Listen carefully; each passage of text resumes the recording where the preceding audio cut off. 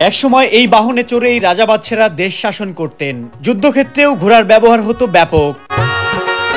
পাবনা জেলার সাথিয়াতে চলতি ইরি বড় মৌসুমে ঘোড়া দিয়ে জমিতে মই দিতে দেখা গেছে একজন কৃষককে। আগে থেকে গরু কিংবা শ্রমিক দিয়ে সাধারণত এ ধরনের জমি মই দেওয়া হতো বা হচ্ছে, কিন্তু গরুর পরিবর্তে ঘোড়াকে কাজে লাগানো একটু ব্যতিক্রম।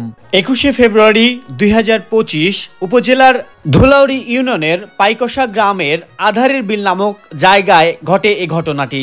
ওই কৃষকের নাম আব্দুল মজিদ। তিনি একই ইউনিয়নের রামকান্তপুর গ্রামের বাসিন্দা। কৃষক আব্দুল মজিদ জানান, 42% জমিতে চারা লাগানোর জন্য জমি প্রস্তুত করতে ঘোড়াকে ব্যবহার করছেন তিনি। এতে করে পরিশ্রম অনেকটাই কমে যাবে। আর ঘোড়া দিয়ে মই না দিলে নিজেকে মই টানতে হয় বা শ্রমিক নিতে হয়। এর থেকে ঘোড়াকেই কাজে লাগানো পরিশ্রম অনেক কমে যাচ্ছে বলেও জানান তিনি।